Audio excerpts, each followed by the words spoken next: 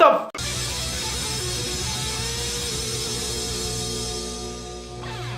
Mother is directed by Darren Aronofsky, and this stars Jennifer Lawrence and Javier Bardem. And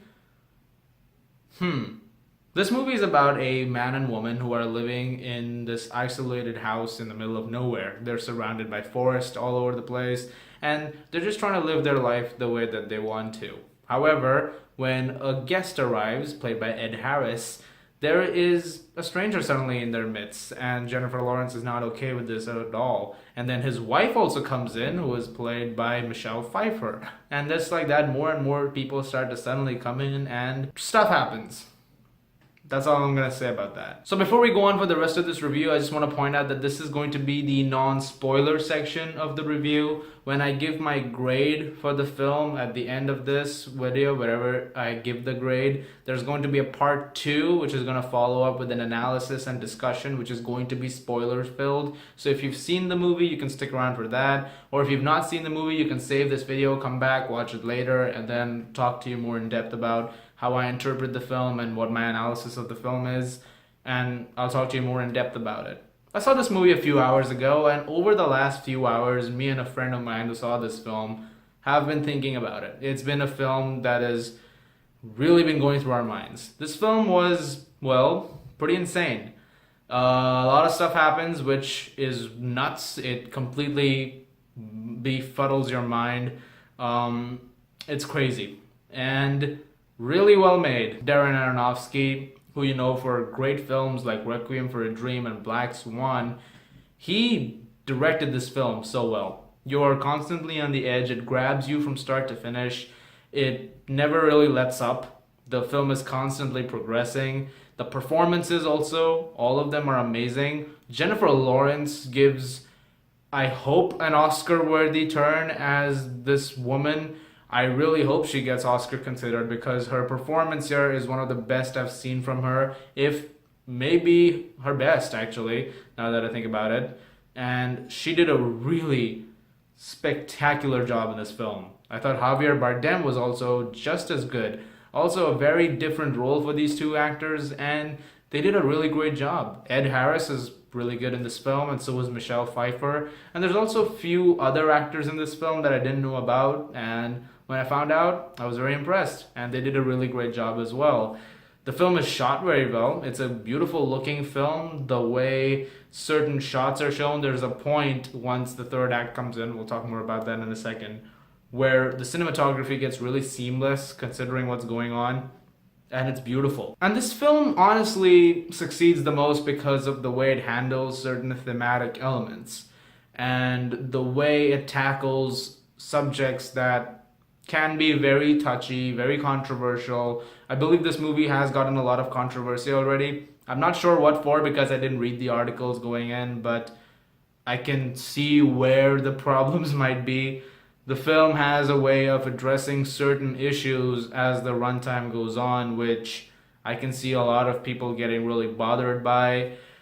And it's a very unconventional film, the way it handles these elements.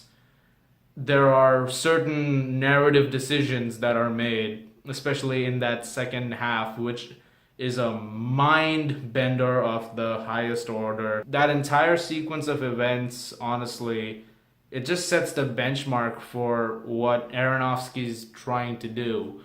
Some people are going to hate it. It's done in a very challenging way.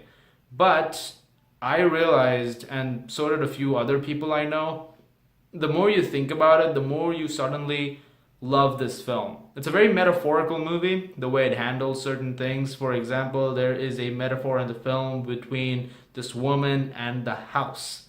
I'm not going to go into what it is until the second part of this video, but it's handled in a way that it doesn't come off as too pretentious or as way too out of this world bizarre.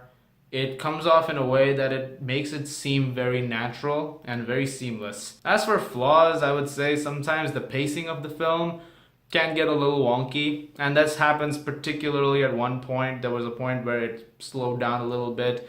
It is a bit of a slow burn at points, like I said, until you get to that second half. Once you get to that second half, the film goes nuts. There is a lot of stuff that happens, and it's where the film I can see it getting a lot of hate. That's exactly around the time the second half starts. You'll know it when it starts, but the way it starts to the way it ends, I can see a lot of people being bothered by it. Also, this film was written in days, I believe. This was written in no time whatsoever. Um, that's not a problem, but there were a couple of points where I was like, maybe a little bit more there wouldn't have been a problem. That's just my opinion on it. As it stands, though, those are really my only flaws with this film.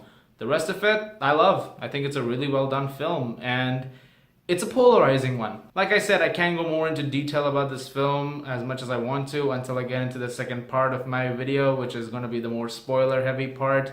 Once I get over there, I'll tell you more what I think of this film. It's a definitely split film. You're gonna have people who are gonna absolutely detest this film. You're gonna have some people who are gonna love this film. I think if you give it ample amount of thought, by really thinking about it and by really analyzing it, I think you're gonna love this film. Otherwise, it's gonna be a tough one to watch for some people. But I do recommend it. I do highly recommend this film. I think Aronofsky made something really, really unique here. I'm gonna give Mother a 9 out of 10. And now we get to part 2 of this video. So if you've not yet seen the film, I'm going to talk a little bit more in depth about what I think of this film.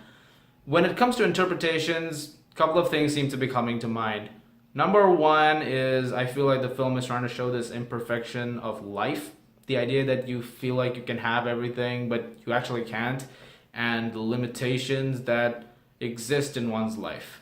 Because when you watch this film, where the woman, she doesn't want people in her life. She doesn't want other people upsetting this isolation that she's created for her family, but people keep coming in.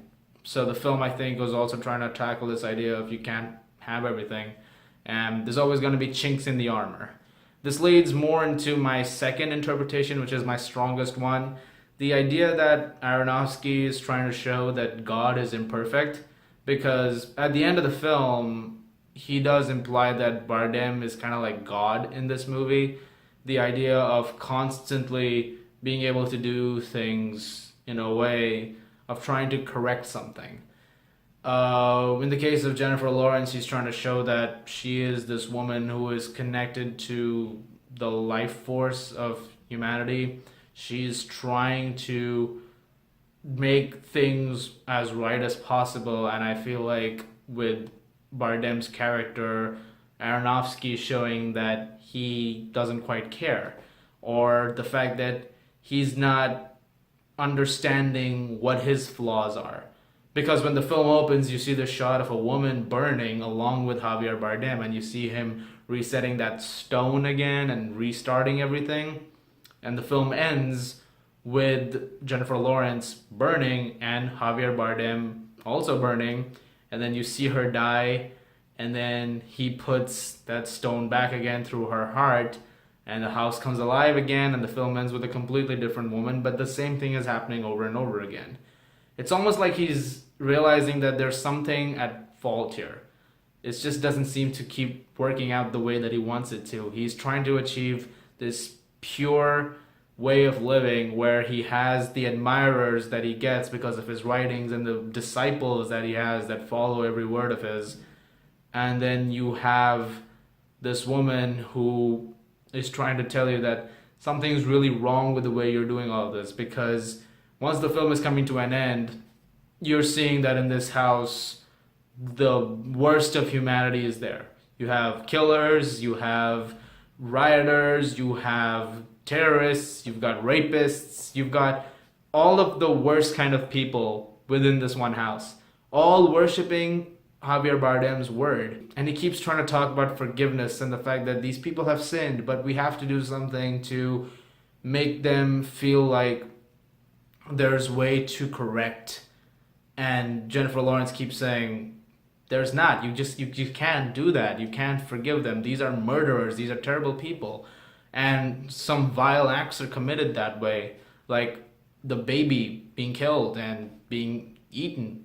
and this way of saying service of now he lives among us all, he is God's child and stuff. It's like, no, that's not how it works. You're doing a terrible thing. They even try to rape Jennifer Lawrence and beat her to death. This is not the first time we've seen Aronofsky try to challenge belief structures, because he's done that in Noah as well, try to look at the flaws in the religion. And in the film, I think he's trying to do the same thing. That was just the way I was interpreting it. I guess that's where some of the controversy was coming in. I'm not really sure. But the way he handled it, I found that interesting. I feel like that's what he was trying to go for, because that's definitely one of the biggest interpretations I had.